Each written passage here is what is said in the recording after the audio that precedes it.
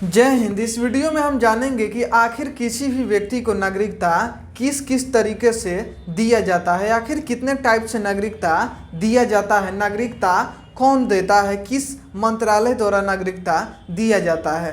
कल की वीडियो में हम देखे थे पूरा अनुसूची 1 से 12 तक भाग देखे थे, ठीक है, और 1 से लेकर 11 तक अनुच्छेद पढ़ लिए थे। तो अगर आप पहला वीडियो को नहीं देखे हैं तो डिस्क्रिप्शन में लिंक है, पहले जाकर उस वीडियो को देख सकते हैं। हम ये लिख चुके हैं क्योंकि समय की बचत हो सके। चलिए शुरू करते हैं।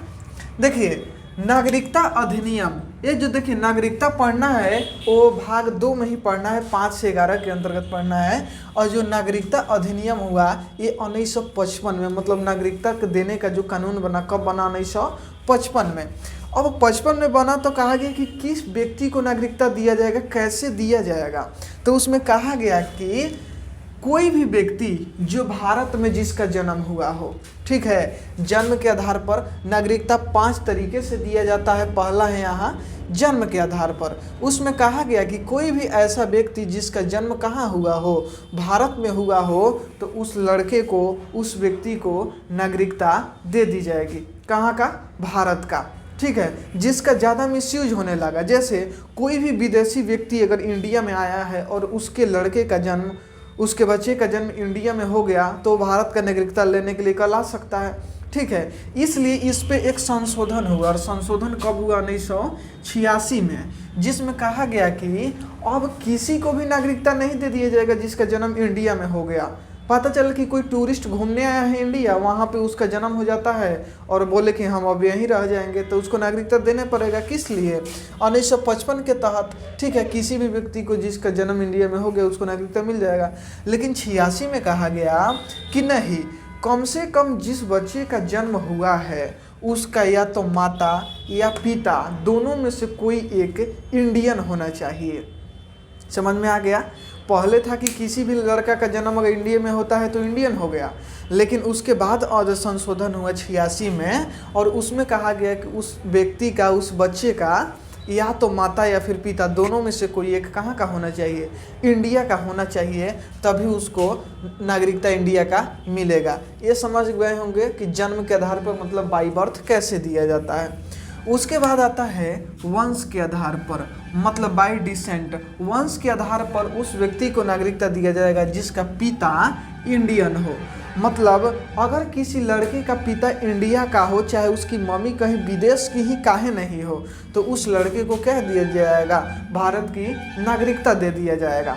इसमें भी संशोधन होता है 1992 में, और 1992 में कहा गया कि अब सिर्फ पिता नहीं बल्कि माता या पिता दोनों में से कोई एक होना चाहिए। मतलब यहाँ पे भेदभाव हो रहा था। मतलब कि अगर कोई लड़का, कोई पुरुष अगर विदेश में जाके शादी कर लिया है तो उसके बच्चे को भारत की नागरिकता दे दी जाएगी, लेकिन वही कोई लड़की, कोई महिला विदेश में जाकर शादी कर ली है तो उसके बच्चे को इंडिया की नागरिकता नहीं मिलेगी। और इसी भेदभाव को ख़त्म किया गया 1992 में, जिसमें बताया गया कि जिस बच्चे का जन्म हुआ है उसका या तो माता या पिता इंडिया का हो, तब उसको क्या दे दिया जाएगा? भारत का नागरिकता दे दिया जाएगा। तो एक किसके आधार पर है जी? वंश के आधार पर। जैसे आप सानिया मिर्जा का केस सुने होंगे, ठीक है। सानिया मिर्जा का होता है ना, सानिया मिर्जा का जो केस था कि वो इंडियन है, वो शादी कर ली पाकिस्तानी से, ठीक है। तो अब जो है कि उसका बच्चा को इंडिया की नागरिकता मिल सकता है। किसके आधार पर?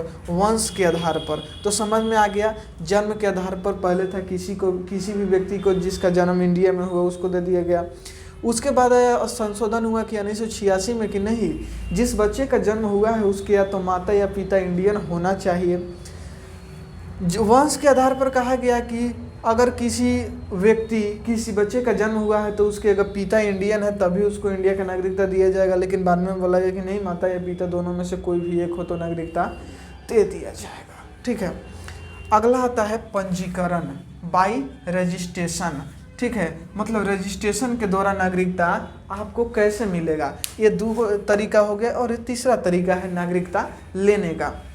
कल की क्लास में हम बता भी दिए थे आपको कि नागरिकता किस मंत्रालय द्वारा दिया जाता है, तो नागरिकता गृह मंत्रालय द्वारा दिया जाता है। और अभी की बात करें तो अभी नागरिकता गृह मंत्रालय अमित शाह जी के पास है। इसके पहले भी अमित शाह ही थे।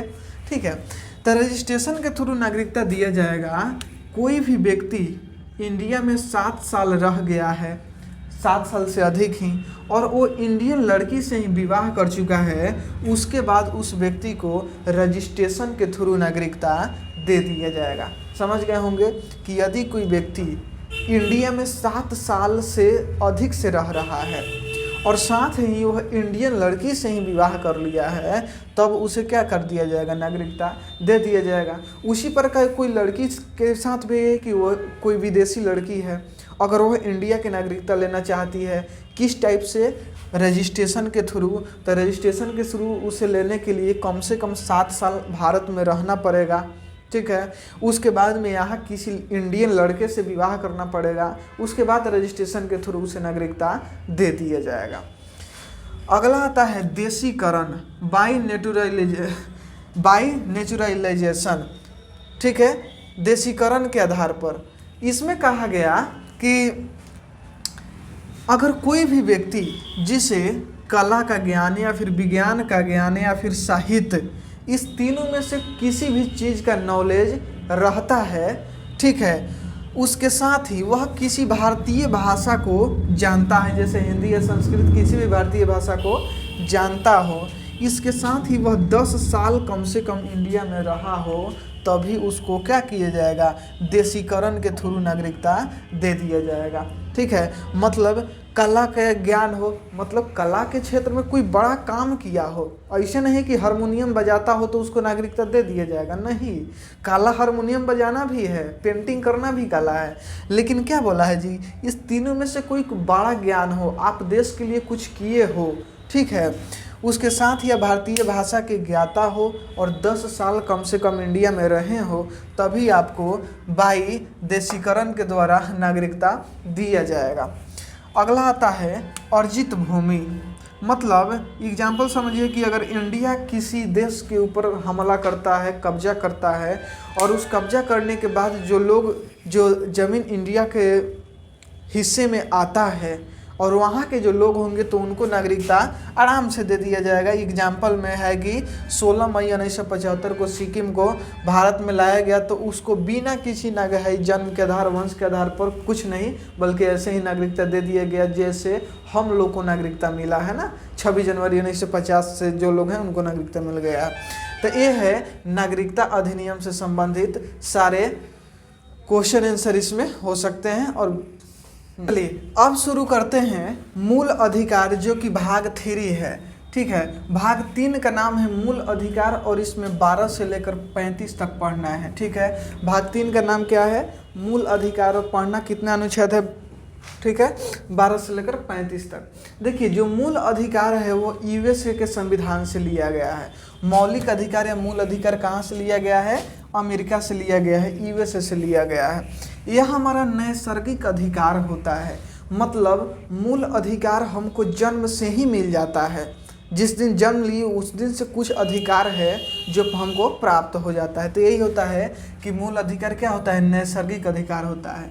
इसका रक्षक जो होता है सुप्रीम कोर्ट या फिर हाई कोर्ट, एससी मतलब सुप्रीम कोर्ट, एचसी मतलब हाई कोर्ट, इसका संरक्षक होता है सुप्रीम कोर्ट और हाई कोर्ट। यहाँ कहने का मतलब है कि यदि आपके मूल अधिकार का उल्लंघन होता है तब डायरेक्ट कौन एंट्री मारेगा, डायरेक्ट सुप्रीम कोर्ट और हाई कोर्ट वहाँ पे सुनवाई करेगा।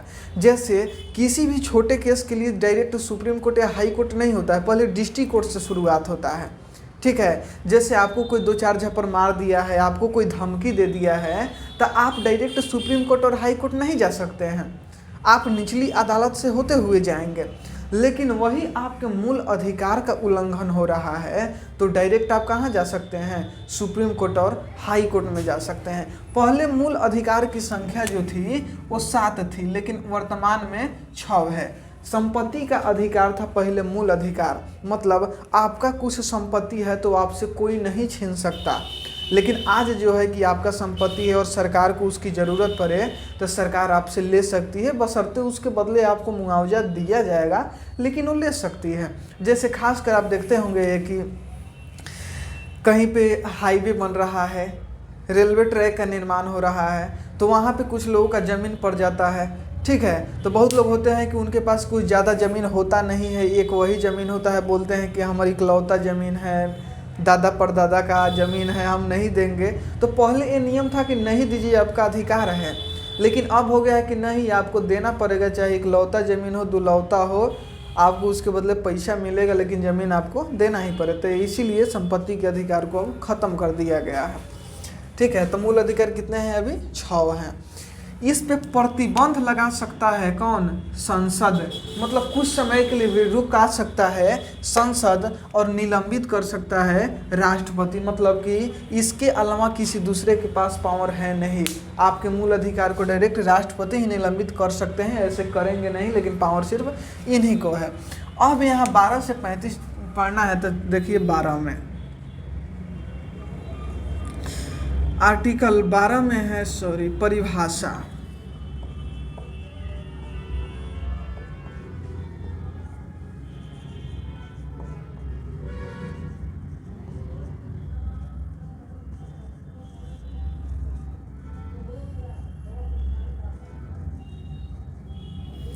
ठीक है, आर्टिकल 12 में है परिभाषा, मतलब कि मूल अधिकार क्या है, कैसे काम करता है, ये सब किस में दिखाया गया है?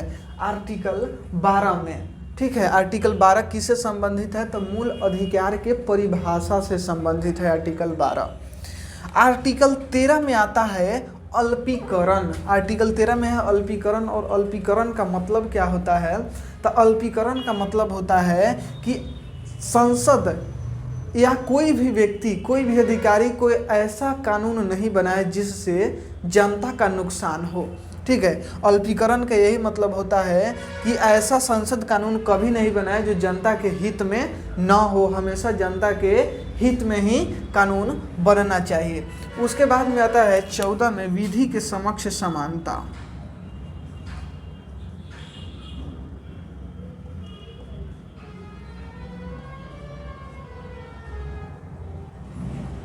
यार कॉल लाने की वजह से कट हो गया था। 13 हो गया होगा। 14 में है कि विधि के समक्ष समानता। 15 में है भेदभाव नहीं, मतलब कि जाति, धर्म, लिंग, संप्रदाय, इस सब के आधार पर आप कोई भी भेदभाव नहीं कीजिएगा। मतलब आप ऐसा नहीं कीजिएगा कि हाँ कोई उच्च जाति है, निम्न जाति है, इसके आधार पर यदि आप भेदभाव करते हैं तो डायरेक्ट कौन आएगा? हाई कोर्ट और सुप्रीम कोर्ट। जैसे आप सुनते होंगे कि अगर कोई SC ST है उसको आप जाति सूचक शब्द बोल देते हैं, कुछ गाली भी दे देते हैं, तो डायरेक्ट सुप्रीम कोर्ट और हाई कोर्ट एंट्री मारेगा। ठीक है, तो यही होता है। आगे आते हैं हम, यहाँ पे दिखाते हैं आपको 16, देख सकते हैं।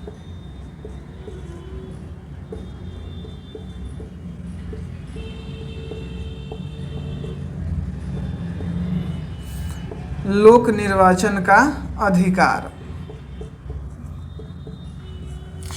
लोक निर्वाचन के अधिकार का मतलब है कि आप अपने लिए एक कैंडिडेट चुन सकते हैं। ठीक है, मतलब कि जनता के द्वारा ही सरकार चुना जाता है। आज ये आप देखते हैं, इसका कोई खास मतलब है नहीं। लोक निर्वाचन का अधिकार, ठीक है, मतलब कि अपनी सरकार चुनने का अधिकार जनता को है। ये किस आर्टिकल में दिखाया गया है? आर्टिकल 16 में दिखाया गया है। चलिए इसको हम अब करते हैं पूरा क्लीन।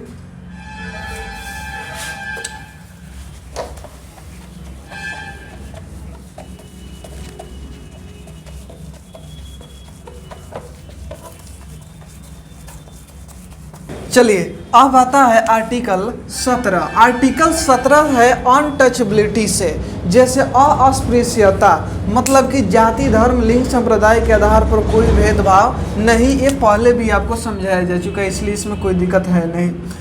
18 में है कि उपाधि का अंत।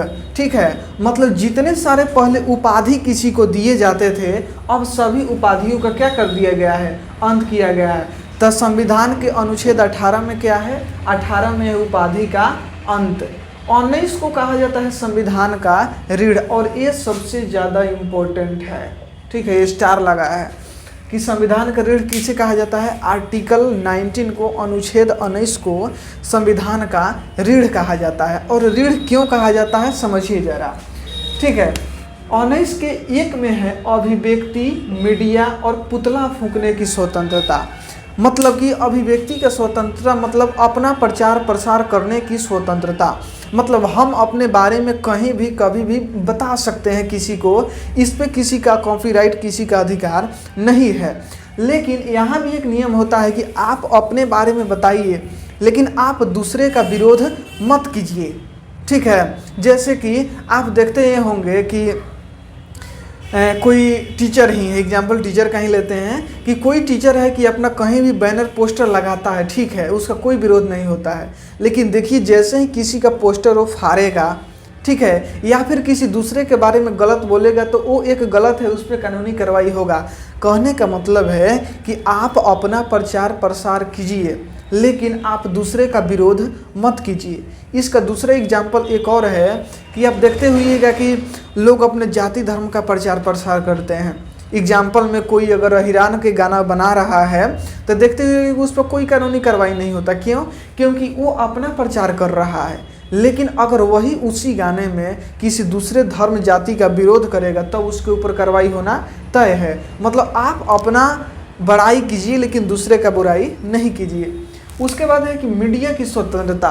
देखते हुइएगा कि मीडिया कहीं भी घुस जाती है, ठीक है। वैसे तो बात करें कि आजकल की मीडिया भले बिकाऊ हो गई है, अलग बात है, लेकिन देखते होंगे कि मीडिया स्वतंत्र होती है, ये सुनते होंगे। तो मीडिया की स्वतंत्रता किस में है? आर्टिकल 19 में है कि मीडिया आपसे सवाल कर सकती है। आगे ये भी बताया जाता कि आप उस सवाल से बच भी सकते हैं, आपके पास भी कुछ अधिकार है मीडिया। उसके बाद में पुतला फूंकने की स्वतंत्रता।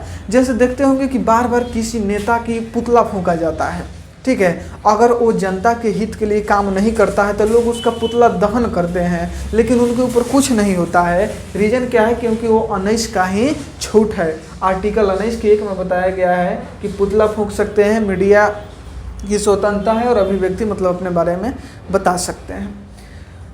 19 के 2 में है कि सभा की स्वतंत्रता। आप कहीं भी एक कमेटी बना सकते हैं, एक सभा कर सकते हैं, लेकिन जो ये आर्टिकल है ये देखते हुइएगा कि 144 जब लगता है तो वहाँ ये रद्द कर दिया जाता है, ठीक है। अगर 144 धारा लगा हुआ है तो वहाँ ये काम नहीं करता है। तो समझ गए कि सभा की स्वतंत्रता, आप कभी भी एक सभा बुला सकते हैं, सभा कर सकते हैं। 19 के 3 में है कि संगठन की स्वतंत्रता। मतलब आप एक संगठन बना सकते हैं। जैसे हिंदुओं के लिए एक नाम सुने होंगे बजरंग दल। जिस प्रकार एक बजरंग दल है उसी प्रकार कोई भी जाति धर्म अपने लिए एक क्या कर सकता है? एक संगठन का निर्माण कर सकता है। तो ये सब किस में है? संगठन की स्वतंत्रता अनुच्छेद 19 के 3 में है, ठीक है। आज लग रहा है ना कि ये स्पीड हम थोड़ा जा रहे हैं, पता ना हो जाता है। तो 19 के 3 में है संगठन की स्वतंत्रता। 19 के 4 में है घूमने की स्वतंत्रता। कल भी बताया गया था कि आप कहीं भी जा सकते हैं, घूम सकते हैं, रह सकते हैं, शादी कर सकते हैं, नौकरी कर सकते हैं।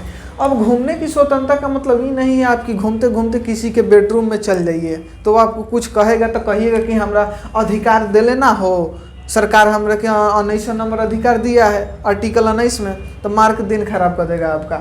घूमने का मतलब है कि आप कहीं भी अनुमति लेकर घूमिए। अगर आप विदेश ही जाते हैं, 3 की आजमान किए चलो जी विदेश, आपके लिए वीजा पासपोर्ट प्रावधान कुछ है ना, तो ये है। तो घूमने की स्वतंत्रता। उसके बाद में है कि बसने की स्वतंत्रता। मतलब आप कहीं भी बस सकते हैं। अब कहीं भी बसने का मतलब ही नहीं है कि आप दूसरा के ज़मीन में जाके बस जाइए, दूसरा के घर कब्जा कर लीजिए, सरकारी ज़मीन कब्जा कर लीजिए, नहीं, बल्कि आप दूसरे शहर में जा रहे हैं, एक कानूनी तौर पे आप वहाँ पे रहिए। यही है बसने की स्वतंत्रता। 6 में है कि संपत्ति का अधिकार, जो कि पहले ही हम बताएं कि संपत्ति का अधिकार खत्म कर चुका है। और संपत्ति का अधिकार कब खत्म किया गया? 44वां संविधान संशोधन 1978 में। यहाँ से 2 क्वेश्चन आएगा कि 44वां संविधान संशोधन कब हुआ? तो 44वां संविधान संशोधन हुआ 1978 में। 44वां संविधान संशोधन हुआ 1978 में। और ये किसके शासनकाल में? तो मोरारजी देसाई उस समय भारत के प्रधानमंत्री थे। और मोरारजी देसाई के समय में ही क्या होता है जी? 44वां संविधान संशोधन होता है और इसमें संपत्ति के अधिकार को ख़त्म कर दिया जाता है। साथ में है कि व्यवसाय की स्वतंत्रता, मतलब आप अपना कहीं भी कभी भी व्यापार व्यवसाय कर सकते हैं, सामान की आदान प्रदान खरीद बिक्री कर सकते हैं। अब यो मतलब कि व्यवसाय की स्वतंत्रता दे दिया जाएगा, तो आप ही ना कि दारू का कारोबार करिए, दारू का व्यवसाय कीजिए, कट्टा का व्यवसाय कीजिए मुन्ना भैया के जैसा, नहीं ना। तो व्यवसाय के मतलब देखिए ये सब कुछ दिया गया है तो एज अ लीगल तरीका से, ठीक है। जैसे आप कट्टा का व्यापार करते हैं तो वो भी एक व्यापार ही व्यवसाय ही है, लेकिन क्या है वो इलीगल है, तो वो पकड़े जाते हैं तो आपके ऊपर दबा के कानूनी कार्रवाई होगा। तब मत कहिएगा कि हम तो आर्टिकल 19 पढ़े हैं, मास्टर बताया है हमको कि आर्टिकल 19 में व्यवसाय कर रहे हैं, तो जो व्यवसाय कर रहे हैं तो पुलिस काहे पकड़ी है, क्योंकि तुम गलत व्यवसाय कर रहे हो ना। समझ में आ गया हो गए, आगे बढ़ें। उसके बाद आता है आर्टिकल 20। आर्टिकल 20 का नाम है एक्स पोस्ट फैक्टो, अंग्रेजी में ही आता है कि एक्स पोस्ट फैक्टो, मतलब सजा अपराध के समय पर दिया जाएगा। जैसे आप जानते हैं कि इंडियन जुडिशरी का जो एक सिस्टम बन गया है कि आज अगर आप FIR दर्ज करवाते हैं, मामला कोर्ट में जाता है 2 महीना बाद, तो 5 साल बाद आपको सुनवाई होगा, 5 साल बाद आपका रिजल्ट आएगा। तो जब जज साहब उस पन्ना को पलटेंगे तो देखेंगे कि अपराध कब हुआ है और उस समय उस अपराध का क्या सज़ा था। जैसे एक छोटा सा एग्जांपल देते हैं, आज कोई व्यक्ति किसी का मर्डर किया, मामला गया कोर्ट में, आज से 2 साल बाद उस पर जज साहब की सुनवाई होती है, और उस समय एक पहले था कि मर्डर के लिए 5 साल की सज़ा, एग्जाम्पल है, जस्ट एग्जाम्पल, सीरियस नहीं लेना है, 5 साल का सज़ा है, और 2 साल बाद में जब वो जज साहब उस केस को देख रहे होते हैं उस समय ये सज़ा 3 साल का हो गया है, लेकिन मर्डर तो हुआ है 2 साल पहले, ठीक है। तो जो सज़ा अपराधी को दिया जाएगा वो 2 साल पहले क्या नियम था, उस नियम के आधार पर ही उसको सज़ा दिया जाएगा। समझ में आ गया होगा, मतलब सज़ा दिया जाएगा अपराध के समय पर, मतलब जब अपराध किए होंगे उस समय उसके लिए क्या सज़ा था, बस। आर्टिकल क्या बोलते हैं 20 के 2 में आता है कि डबल जीवबाडी, मतलब एक अपराध के बदले एक सज़ा, ठीक है। जैसे एक अपराध के बदले एक सज़ा का मतलब है कि अगर दुर्भाग्यवश आपके ऊपर कभी FIR हुआ होगा, आपके अगल बगल में देखते होंगे तो केस होता है तो एक नोटिस आता है, नोटिस में लिखा होता है कि सब, ठीक है, सबका लिखा होता है कि कौन कौन सी धारा आपको लगाया गया है, ठीक है, कि जितने सारी धाराएं होंगे तो उन सभी धारा के आधार पर ही आपका क्या होगा, केस सुनवाई होगा आगे। मतलब एक अपराध के बदले एक सज़ा, मतलब सज़ा जोड़ कर दिया जाएगा। जैसे आप मर्डर किए हैं उसका एक अलग, आप उसका जिस हथियार से मर्डर किए हैं वो क्या बोलते हैं उसको ना, कि सबूत मिटाने की कोशिश किए हैं, वो दूसरी का हो गया। आप फरार हो गए हैं, तीसरी का हुआ। इसके पहले आप धमकी दिए थे, वो चौथ का हुआ। तो ऐसे करते करते काफ़ी सारा एक केस में बहुत सारे धाराएं लग जाती हैं। उसके बाद में आता है कि सेल्फ इनक्रीमेशन, 3 में 20 का ही 3 है, मतलब अपने खिलाफ आप गवाही नहीं दे सकते हैं, सेल्फ इनक्रीमेशन है। ये हुआ 20। चलिए अब आगे बताते हैं 21। आज 21 तक ही रहने देंगे, और 22 में बहुत ज़्यादा इम्पोर्टेंट है, इसलिए 22 अगले क्लास में देखा जाएगा। जब तक का हम इसको मिटा रहे हैं तब तक आप इस वीडियो को लाइक, चैनल को सब्सक्राइब, और अच्छा लगा हो तो शेयर भी ज़रूर कर दें।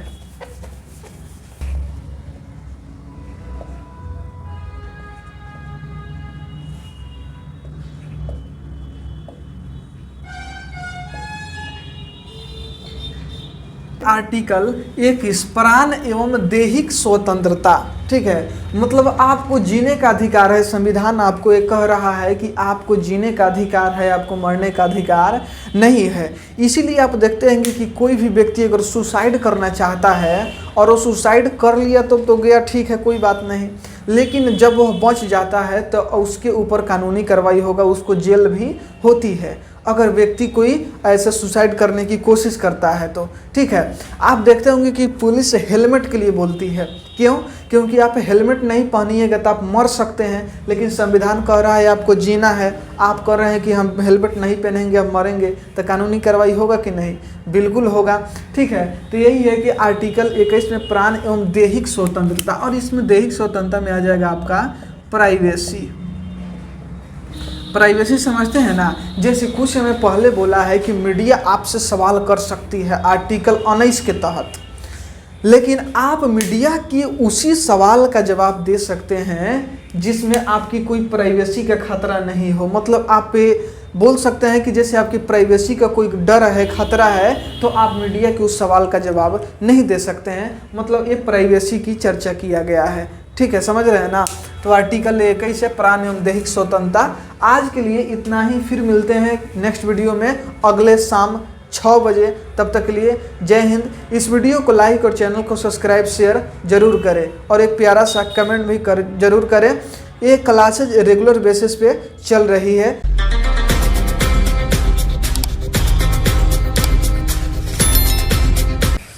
तक्का जी देख लिए। अब जाओ यार एग्जाम 24/6 यूट्यूब चैनल पे, जहाँ पे एक गिव अवे चल रहा है जिसमें 1000 का बुक बिल्कुल फ्री ऑफ कॉस्ट दिया जा रहा है बिना किसी चार्ज के। तो उस वीडियो का लिंक कमेंट बॉक्स में और साथ ही बायो में है, तुरंत जाकर उस वीडियो में पार्टिसिपेट कीजिए और जीतिए 1000 का बुक बिल्कुल फ्री में। और साथ ही इस आईडी को भी फॉलो जरूर